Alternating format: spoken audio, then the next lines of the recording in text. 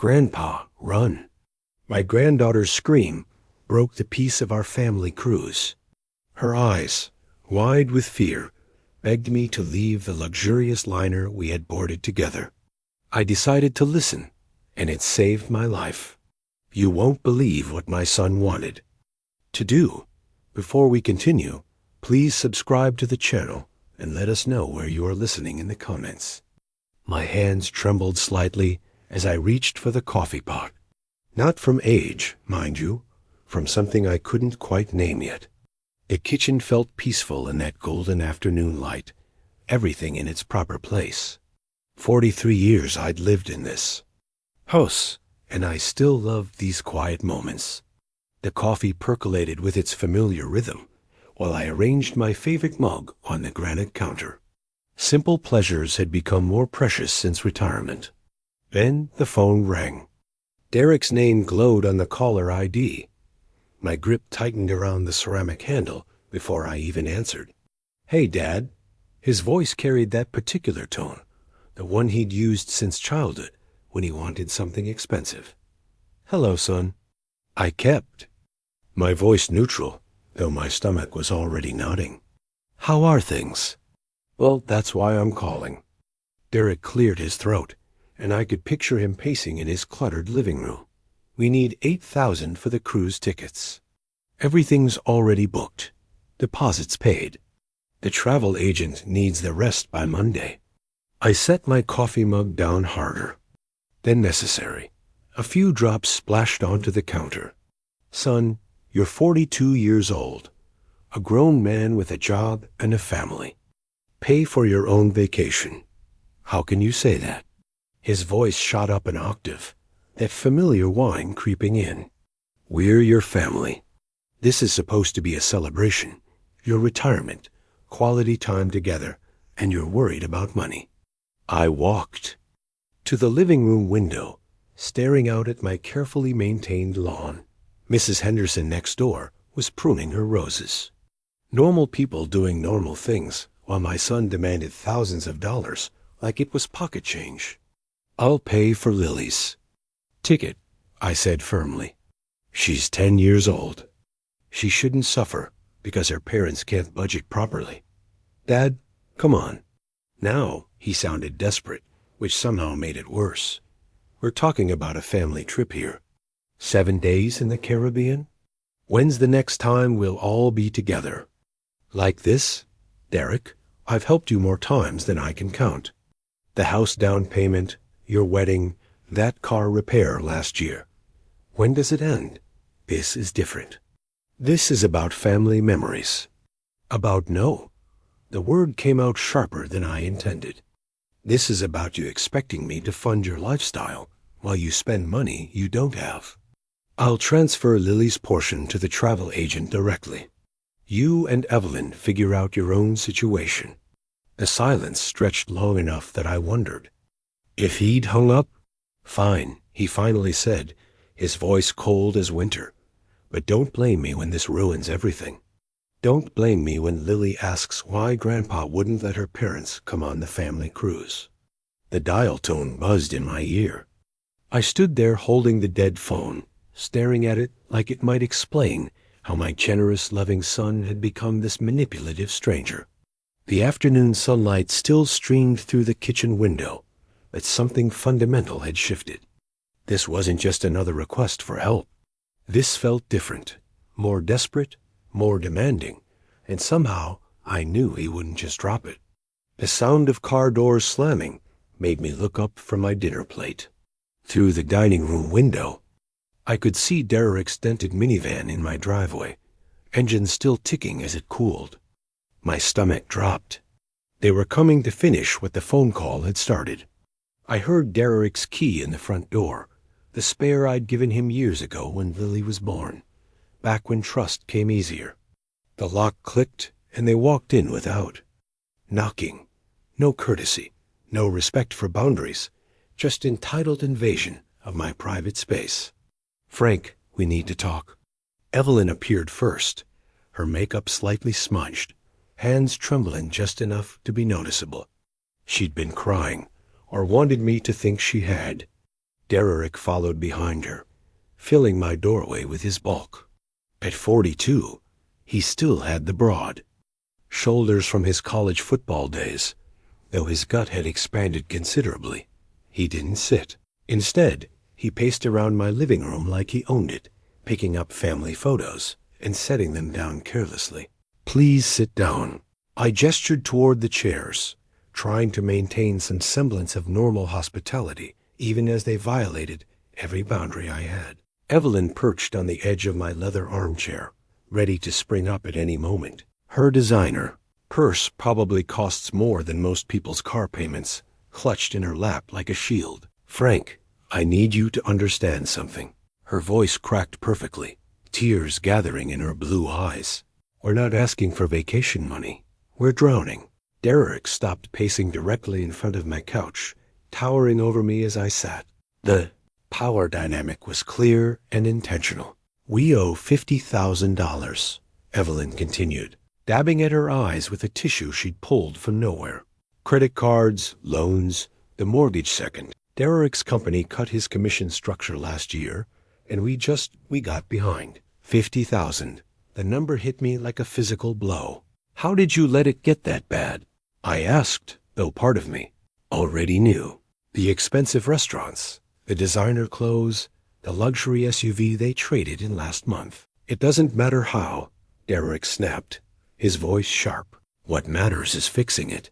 We can consolidate everything with a personal loan, but we need collateral. Your signature on the application, and $8,000 for the cruise fits into this plan." "How exactly?" Derek's jaw tightened. "Because we need this trip bad, as a family, to show Lily that everything's okay, that we're not falling apart. She's been asking questions about why Mommy cries so much." Evelyn's sob was perfectly timed. "Besides," Derek added, his voice dropping, lower, more threatening, "if we can't afford to go, maybe Lily should stay home too. Wouldn't want her to feel guilty about going on vacation while her parents lose their house." The manipulation was so blatant, so cruel that for a moment I couldn't speak, using my granddaughter as a weapon against me. "Don't you dare," I said quietly, "use that little girl as leverage." But Derek had already won, and we all knew it. I couldn't bear the thought of Lily suffering because of her parents' failures. Couldn't stand the idea of her missing out on something. That should be pure joy. I walked across the room to my desk, each step feeling like surrender. The checkbook sat in the top drawer where it always did. My hand shook slightly as I wrote out the amount. $8,000. "This is the absolute last time," I said as I tore off the check.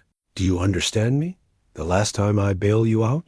Derek snatched the check before I'd finished speaking, barely glancing at the amount before folding it into his wallet. "Thanks, Dad. Really? This means everything." But he was already walking toward the door, Evelyn close behind him. No gratitude, no genuine relief, just the satisfaction of getting what they'd come for. The front door closed behind them with a soft click. I stood alone in my living room, staring at the empty checkbook in my hands. The house felt violated, contaminated by their desperation and my own weakness.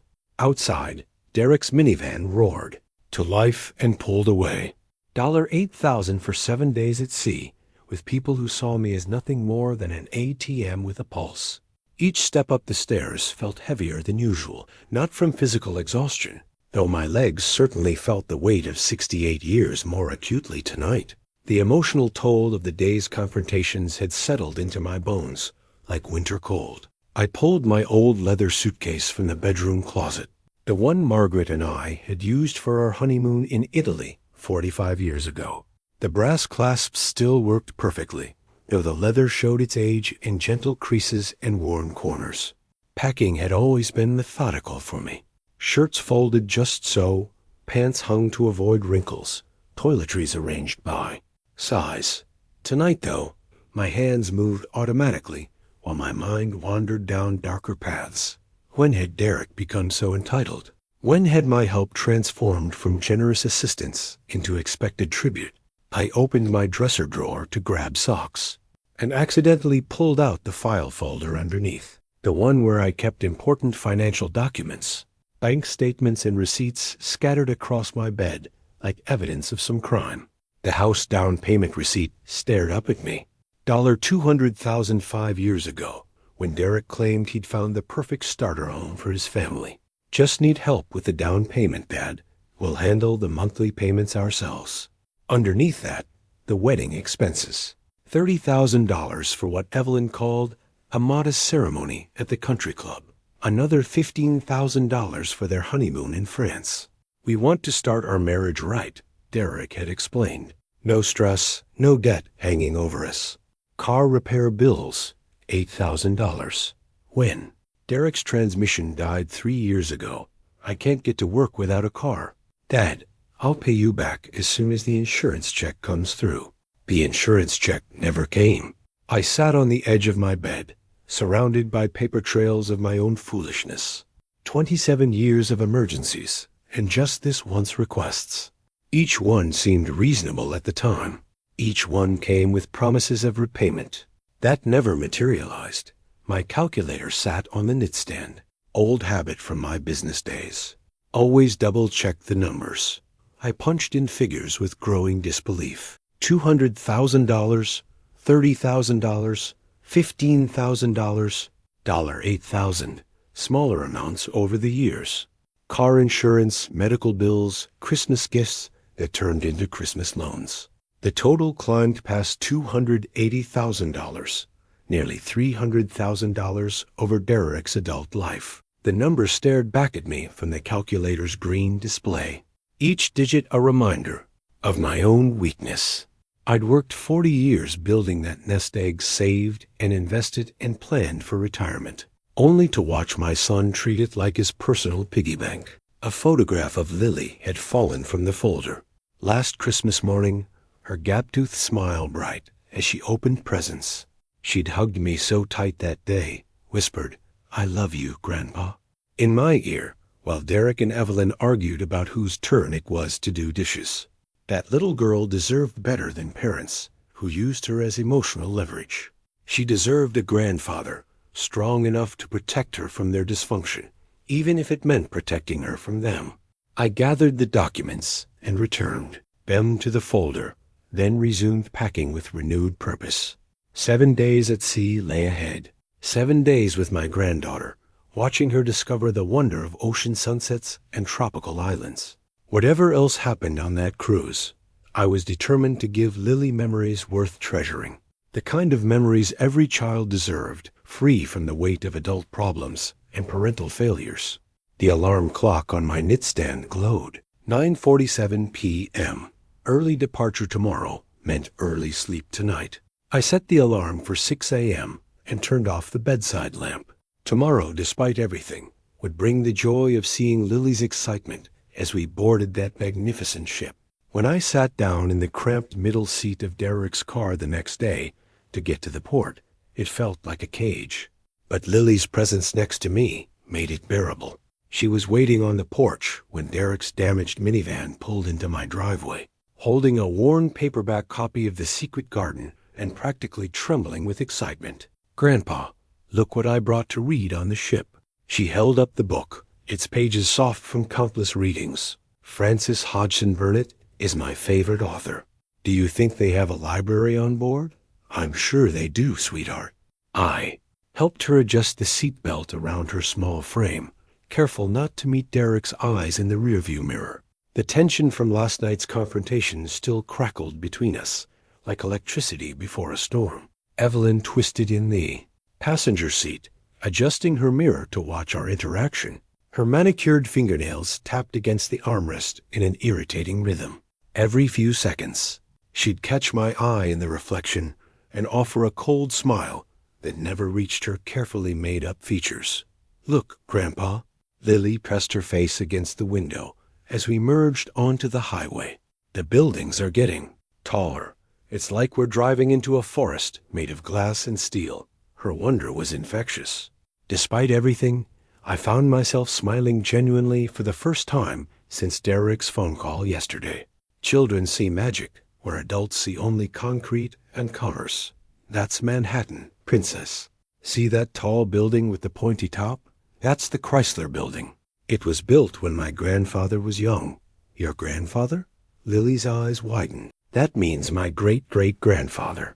Was he alive when dinosaurs roamed the earth? Not quite that old. I laughed, ruffling her dark hair. But he did see the first automobiles driving down dirt roads. Traffic thickened as we approached Brooklyn. Derek's knuckles were white against the steering wheel, jaw muscle twitching every time someone cut us off. The weight of yesterday's $8,000 check seemed to press down on all of us differently. Burden for me, resentment for him, calculation for her. Money can buy many things, Evelyn said suddenly, her voice sugar-sweet, but with razors underneath. But it can't buy genuine affection, can it, Frank? The comment hit its target perfectly. She wanted me to know that she saw through my relationship with Lily, wanting to plant seeds of doubt about my granddaughter's love. I love Grandpa anyway. Lily's voice rang clear and indignant. He's the best grandfather in the whole world, and money has nothing to do with it. My heart swelled with fierce protectiveness. This innocent child shouldn't have to defend our relationship against her own mother's jealousy. That's right, sweetheart. You're my most precious treasure, worth more than all the gold in the world. Derek's grip tightened further on the wheel. In the mirror, I watched his expression darken as he realized his daughter's loyalty couldn't be manipulated or purchased. It simply existed, pure and unconditional. The salt smell of the harbor began filtering through the van's ventilation system. Seagulls wheeled overhead, crying their raucous songs. Lily bounced in her seat as massive cargo cranes came into view, followed by the first glimpse of cruise ship smokestacks, rising like white towers against the morning sky. Is that our ship, Grandpa? Is that the Ocean Majesty? Not yet, Princess, but we're close now. Derek's knuckles remained bone-white against the black steering wheel, while beside me my granddaughter continued chattering about the approaching maritime wonderland.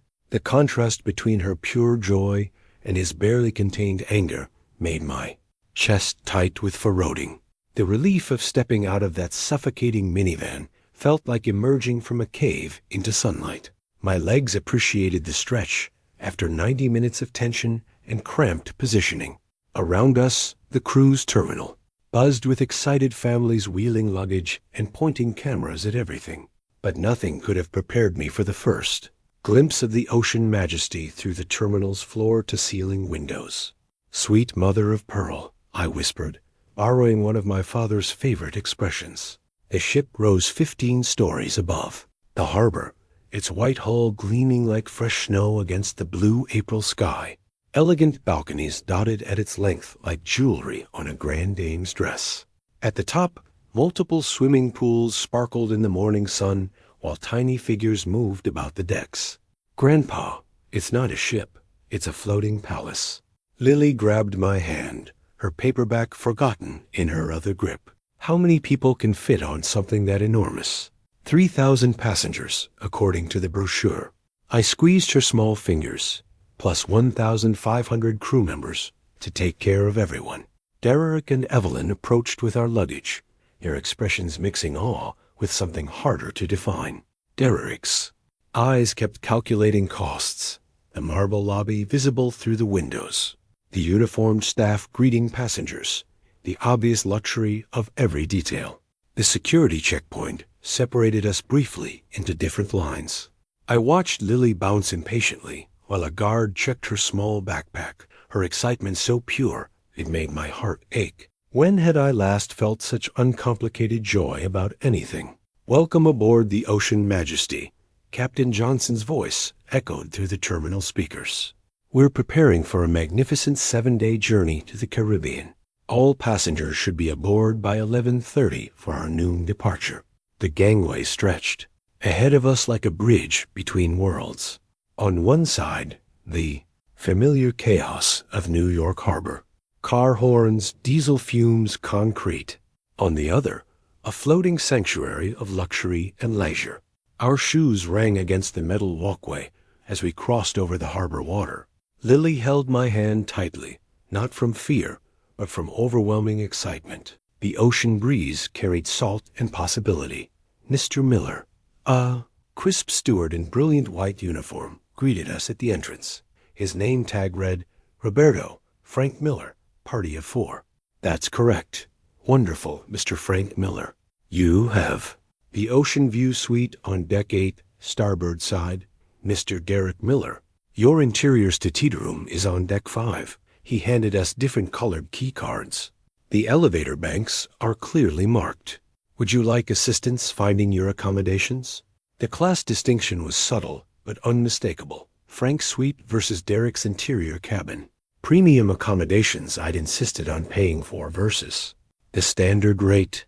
That was all Derek's budget could manage. Even with my help, we can find our way, Derek said stiffly, pocketing his plain white key card while I held the gold-edged one.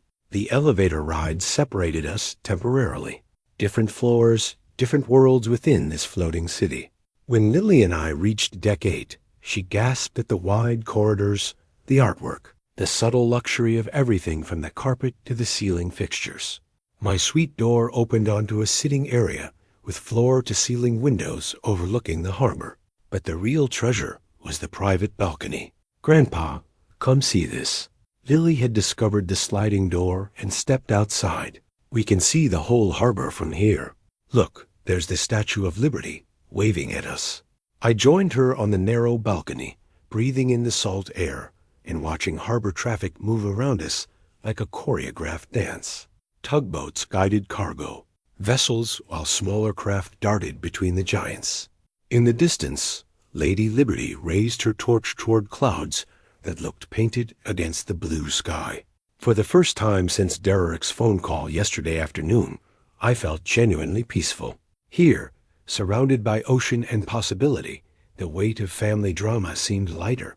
The ship's horn sounded a long, deep note that vibrated through the depth beneath our feet.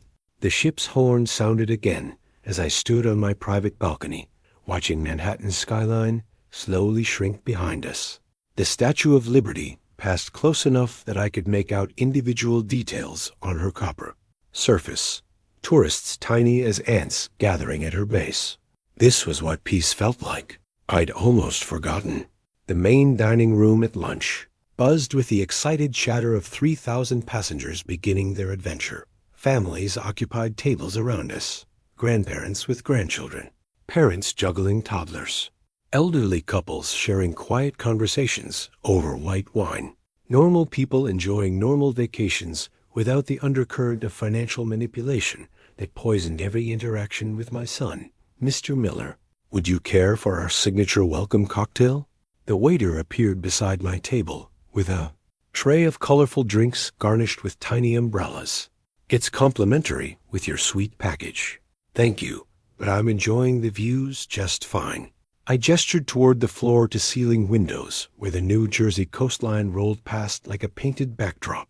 Perhaps later, Lily had discovered the Kids Club after lunch, a wonderland of video games, arts and craft stations, and supervised activities that left her practically speechless with joy.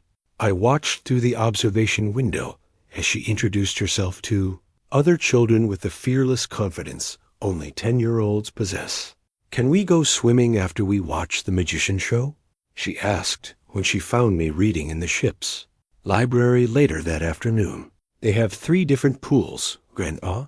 One has a water slide shaped like a sea serpent. Of course, Princess, this whole week is about making you happy. And for the first time in months, I was actually enjoying a book. The library's leather chairs faced panoramic ocean views, and the gentle sway of the ship created a hypnotic rhythm that made reading feel like meditation. No phone calls demanding money, no guilt trips about family obligations, just the endless horizon and a well-crafted mystery novel. The pool deck in late afternoon was a revelation. Lily splashed in the shallow end while I supervised from a cushioned deck chair, marveling at the engineering required to create this floating resort. Multiple levels of pools, hot tubs, and lounging areas stretched across the ship's width, all while we moved through Atlantic swells at 23 knots. Sir, afternoon tea service is available on the sky deck, a crew member informed me as Lily practiced her backstroke. Fresh scones, finger sandwiches, and ocean views you won't believe. The civilized luxury of afternoon tea felt like stepping back into a gentler era. Delicate china cups, silver service, and watercress sandwiches cut into perfect triangles, while the ocean stretched endlessly in every direction.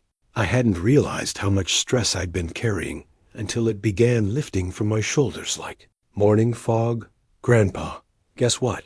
What I learned today. Lily burst into the tea service area, still damp from the pool and glowing with excitement. They have a rock climbing wall that goes up 6 stories, and tonight there's a Broadway show in the theater, and tomorrow we can go snorkeling in Bermuda. Her enthusiasm was infectious. Despite everything, Derek's manipulation, Evelyn's jealousy, the financial pressure that never seemed to end, this moment was perfect. My granddaughter's joy, the peaceful rhythm of the ship, the promise of a week focused entirely on creating happy memories. As evening approached, I helped Lily pick out clothes for dinner, while her parents prepared in their own cabin somewhere below. The formal dining room required resort casual attire, which gave Lily an excuse to wear the sundress her grandmother had bought her last summer. Do I look fancy enough for a real ship's dining room, Grandpa? You look like a princess, sweetheart, the most beautiful princess on the 7 seas. After tucking Lily into her bunk bed in her parents' cabin and saying good night to Derek and Evelyn with strained politeness, I walked back to my suite, feeling genuinely grateful. Tomorrow we'd wake up in Bermuda's crystal blue waters. Lily would snorkel for the first time, see tropical fish, collect shells on pink sand beaches. The week stretched ahead like a gift. 7 days of pure joy with my granddaughter before returning to the complicated realities of family and finances. The sunset painted the Atlantic in shades of coral and gold as I settled deeper into my deck chair, finally allowing myself to truly relax. A mystery novel lay open in my lap while gentle. Ocean swells rocked the massive ship like a cradle. Other passengers strolled past, pointing cameras at the horizon where the sun touched the water. This was peace. This was what I'd worked 40 years to earn. Then I heard running footsteps. Grandpa, Lily's voice cracked with panic as she burst onto the upper deck, her face flushed and tear-streaked. She stumbled between deck chairs, frantically scanning the crowd until her eyes found mine.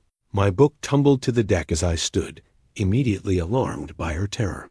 In 10 years, I'd never seen my granddaughter look so frightened. Princess, what's wrong? I pulled her close, feeling her small body trembling against my chest. What happened? She glanced over her shoulder toward the ship's interior, then whispered urgently in my ear. We have to get away from here right now, Grandpa. They're going to hurt you tonight. My blood went cold. Who's going to hurt me? Lily, you need to tell me exactly what you heard. Mom and Dad. Her voice was barely audible, muffled against my shoulder. I went back to get my book from their room, and I heard them talking through the bathroom door. They said they're going to put something in your drink at dinner, something to make you sleepy. And then she couldn't finish the sentence, but her meaning hit me like a physical blow. Are you absolutely certain about what you heard? My voice stayed calm, even as my mind reeled with the impossibility of it.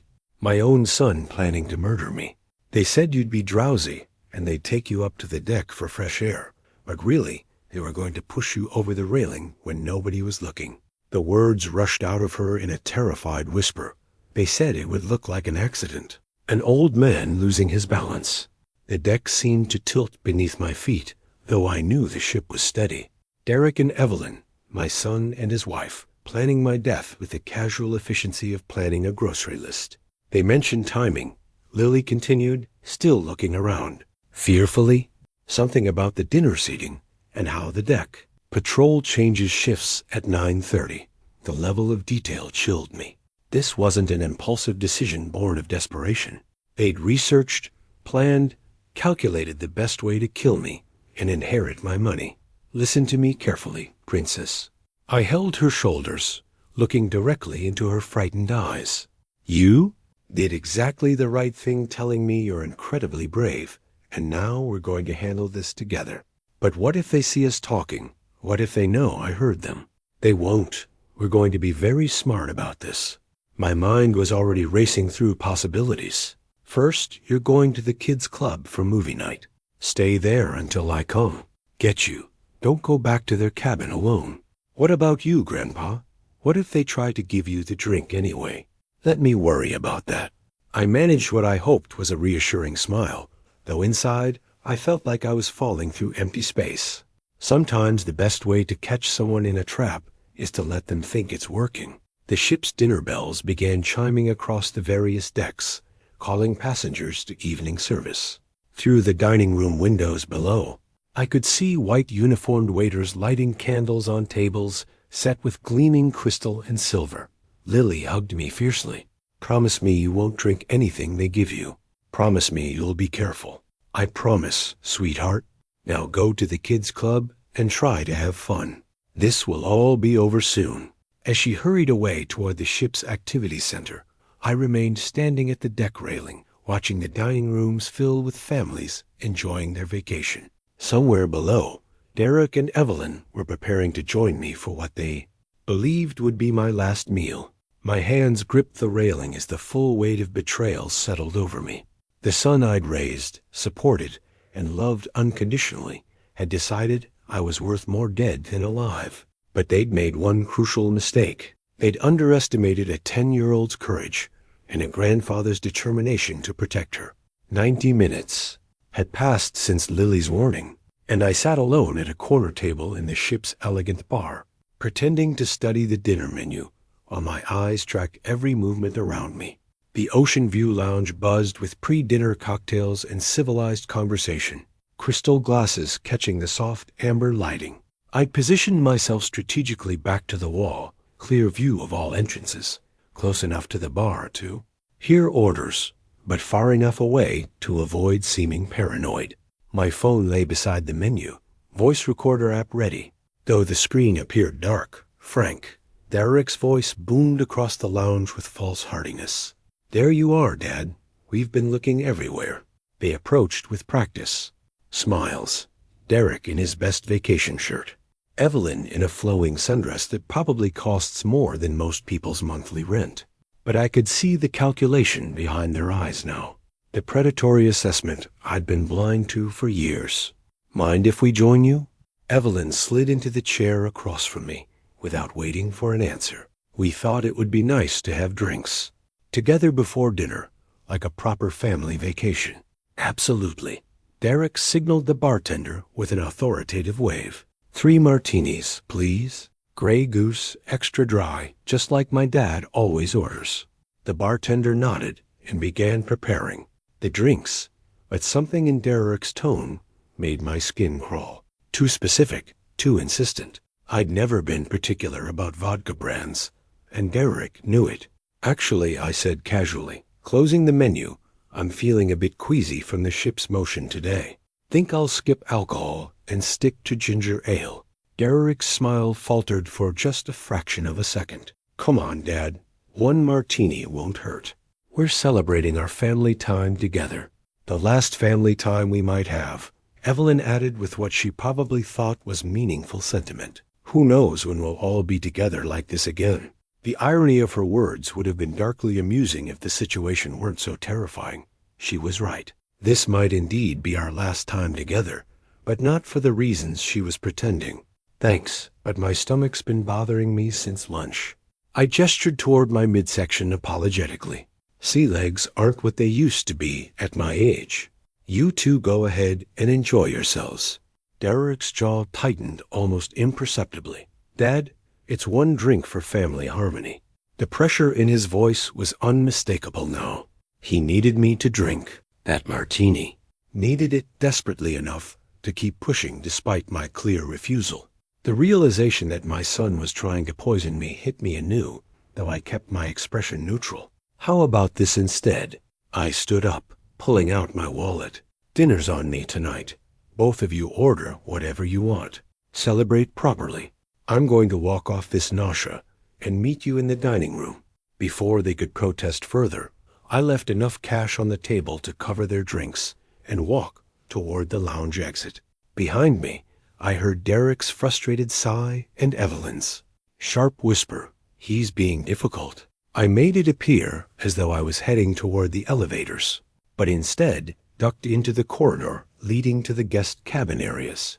Their interior stateroom was on deck 5, and the ship's layout made it easy to position myself near their door without being obvious. Through the thin walls, their voices carried clearly once they returned to their cabin 20 minutes later. He suspects something, Evelyn said, her voice sharp with frustration. Did you see how he refused the drink? He's never refused alcohol before. Maybe he really is feeling sick from the ship. Don't be naive, Derek. Your father's been sailing before. He doesn't get seasick. Something clinketed against a table. Probably a glass being set down hard. We'll have to be more direct. What do? You mean? Tonight, during his usual deck walk, you know. He always takes that stroll around 10 o'clock to look at the stars. The patrol shift changes at 9:30, just like we planned. 15 minutes with minimal security coverage. My hands shook slightly as I activated my phone's voice recorder, holding it close to the wall. Push him over. Derek's voice was barely audible. It's the only way now. Make it look like he slipped on the wet deck. Tragic accident. Elderly. Man loses his balance.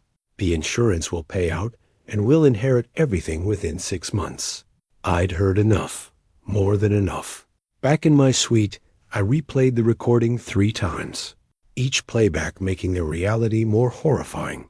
My son's voice discussing my murder with the same tone he might use to plan a grocery shopping trip. The life jacket hanging in my closet caught my eye as I paced the small sitting area.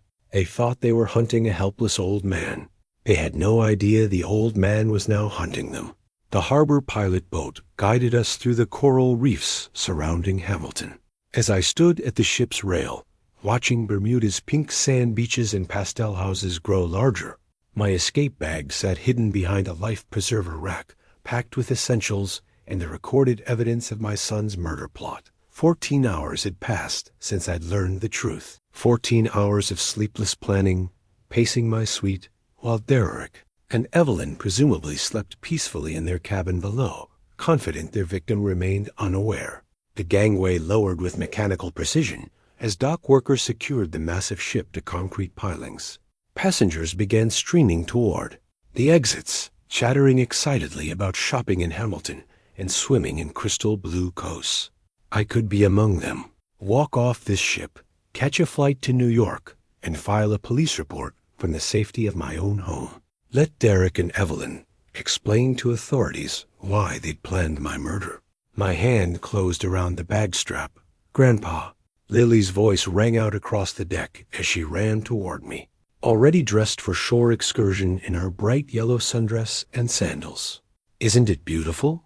Look at the water. It's like swimming in liquid jewels. Her excitement stopped me cold. Behind her, I could see other passengers' children bouncing with anticipation, families preparing for a day of snorkeling and beach exploration. Normal families, healthy families with grandparents. Didn't flee from murderous children. Princess, I need to handle some business matters on shore. The lie tasted bitter. Boring grown-up stuff. You go with your parents and have fun. Her face fell immediately. But you promised we'd go snorkeling. Together. You said you'd show me how to find conch shells. I know, sweetheart, but sometimes adult responsibilities. No, the word exploded from her with surprising force. Grandpa, please don't leave me alone with them. Please don't go. Something in her tone made me look at her more carefully. Fear. The same terror I'd seen yesterday when she'd warned me about the poison. They'll hurt you if I'm not here to stop them, she whispered, grabbing my hand with both of hers. And if you leave, who's going to protect me? The question hit me like a physical blow. In my desperation to save myself, I'd forgotten the most important truth. Lily would remain trapped on this ship with 2 people who'd already proven they were capable of murder. People who might decide a 10-year-old witness was too dangerous to keep alive. My escape bag suddenly felt like a coward solution. You're right, Princess. I knelt down to her eye level. I'm not going anywhere. We're in this together, remember? But what about the danger? What about what they're planning? Sometimes the best way to handle bullies is to stand up to them instead of running away. I squeezed her hands gently, and sometimes grown-ups need to learn there are consequences for making bad choices. Derek and Evelyn emerged from the ships. Interior, dressed for their own shore excursion. They spotted us near the gangway, and I saw them exchange a meaningful glance. Derek approached with his usual forced cheerfulness. "Not going to shore, Dad. Bermuda's supposed to be spectacular." Changed my mind. "Think I'll enjoy the ship's amenities while it's less crowded." Another glanced between them.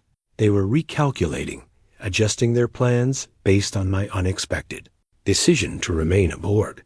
"Well, we're off to explore Hamilton," Evelyn announced brightly. "Should be back by 4 o'clock for departure." As they walked down the gangway toward shore, I watched through binoculars from the upper deck. They paused at the dock, heads close together in intense conversation, planning, strategizing, deciding how to handle their victim's unexpected behavior. Mr. Miller, a uniformed officer, approached.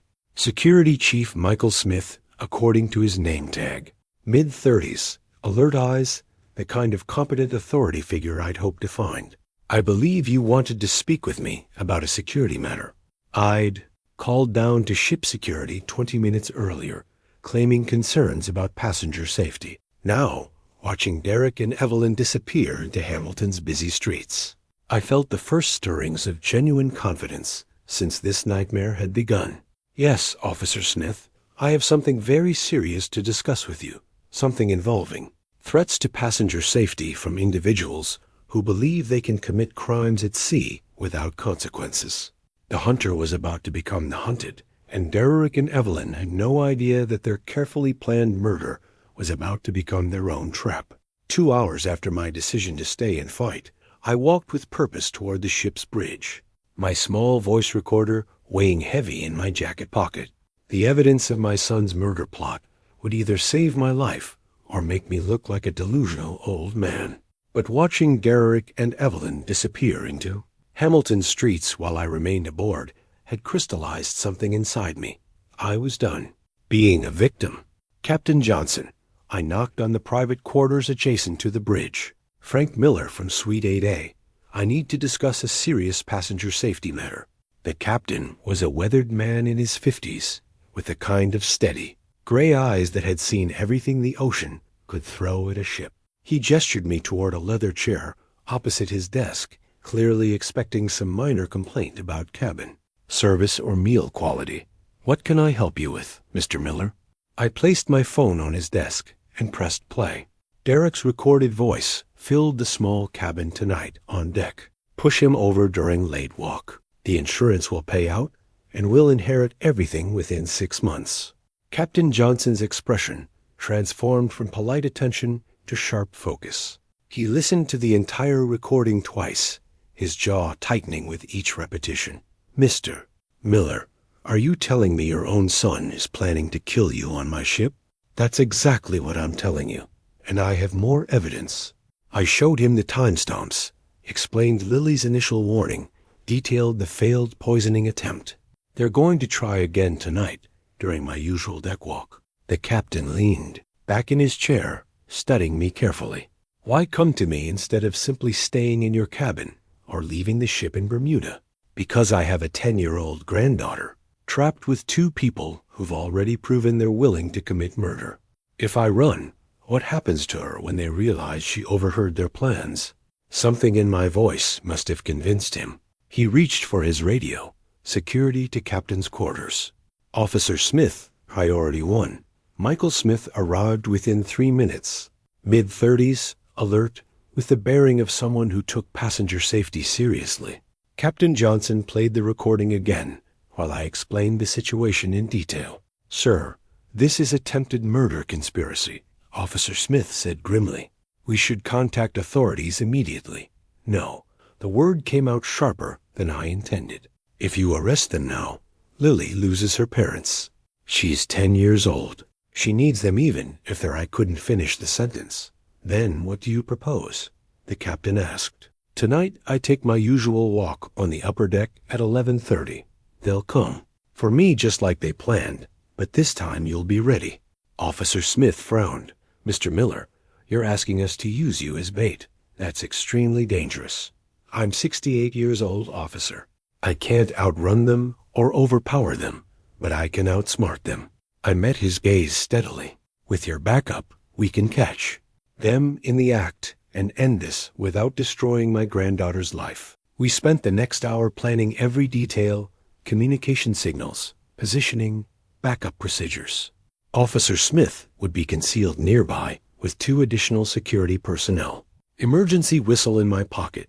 Hand signals if I needed immediate intervention. What about the little girl during all this? Officer Smith asked. She'll be safe in the kids' movie night until midnight. She won't even know what's happening. As the meeting concluded, Captain Johnson stood and shook my hand. Mr. Miller, I've been at sea for 30 years. I've seen family disputes, financial desperation, even violence. But I've never seen a father show this much courage to protect his granddaughter while giving his son a chance to choose differently. Sometimes being a father means making impossible choices. Back in my suite that evening, I sat at the small desk and wrote a letter to Lily, just in case something went wrong tonight. Instructions for reaching my lawyer, accessing college funds I'd set aside for her, knowing that she'd be provided for no matter what happened to me. The sun was setting over the Atlantic, painting the water in shades of gold and crimson. In 6 hours, I would either be dead at the bottom of the ocean or watching my son get arrested for attempted murder. I sealed the letter in an envelope marked for Lily and tucked it into the desk drawer. At 11:25 p.m., I stood at my cabin mirror, checking my appearance one final time, gray hair combed, cardigan buttoned, a picture of a harmless old man taking a contemplative evening stroll. The emergency whistle felt cold against my palm as I slipped it into my pocket and headed for the upper deck. The upper deck stretched empty under starlight, ocean waves lapping against the ship's hull 15 stories below. I positioned myself at the predetermined spot along the starboard rail, hands clasped behind my back like an elderly gentleman contemplating the infinite darkness of the Atlantic. To any observer, I appeared completely alone and vulnerable. But Officer Smith waited in the shadows near the lifeboat station with 2 additional security personnel positioned at strategic points around the deck. My emergency whistle pressed warm against my palm, ready to signal the moment things went wrong. Dad, Derek's voice emerged from the darkness behind me, artificially concerned. What are you doing out here so late? I turned slowly, unsurprised, to find both Derek and Evelyn approaching from the deck entrance. They dressed in dark clothing, black pants, navy windbreakers that would be nearly invisible against the night sky. Couldn't sleep, I replied calmly. Sometimes the ocean helps clear my mind. You should be more careful walking alone at night, Evelyn added, moving to position herself between me and the deck entrance. The rails can be slippery with sea spray, especially for someone your age, Derek said, stepping closer. Balance isn't what it used to be, is it? They were flanking me now, one on each side, gradually backing me toward the ship's rail. The choreography was smooth, practiced. They'd clearly rehearsed this moment. Actually, my balance is fine.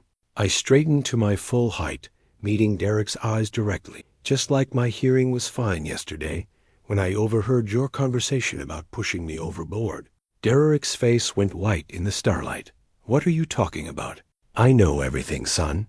The poison in the martini that didn't work. The plan to make my death look accidental. The inheritance you're so desperate to claim. My voice stayed steady despite my racing heart. I even know about the 15-minute window when security patrol changes shifts. You're delusional. Evelyn snapped, but her eyes darted nervously around. The empty deck. We came up here because we were worried about you. Evelyn moved to block my other escape route, while Derek tried to force me backward toward the rail. His grip was strong, fueled by desperation and 42 years of resentment. But I'd been preparing for this moment all day. The emergency whistle shrieked across the deck as I pressed it to my lips with my free hand.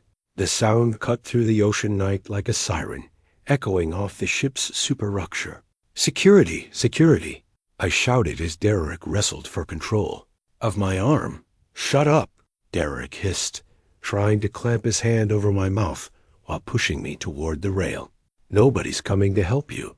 That's when Officer Smith stepped out of the shadows. Step away from Mr. Miller immediately. 2 additional security officers appeared from opposite sides of the deck, their flashlights cutting through the darkness.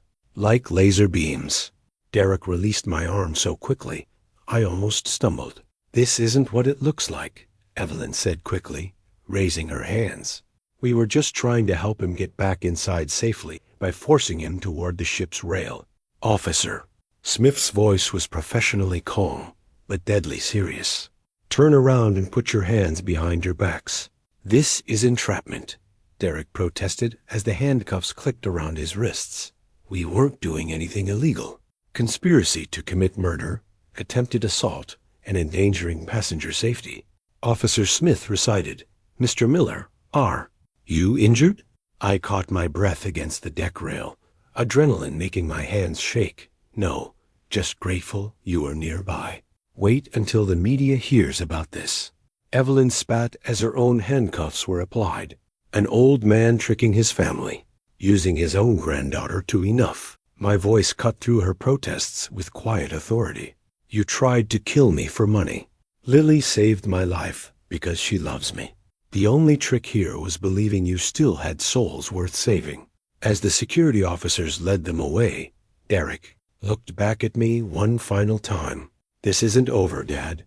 Money changes everything. You'll see." But standing alone on the deck afterward, watching the stars reflect on the endless ocean, I realized he was wrong.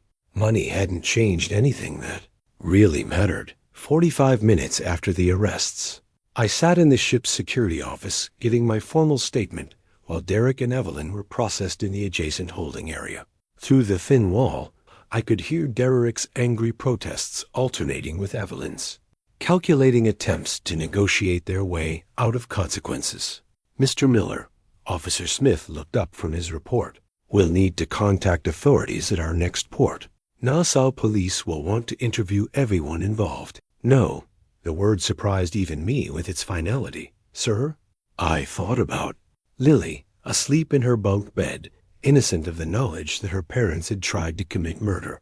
"Officer Smith, what would happen to my granddaughter if her parents are arrested and imprisoned?" "She'd likely be placed in protective services until family arrangements could be made. She's 10 years old. She's been through enough trauma without losing her parents to prison." I leaned forward in my chair.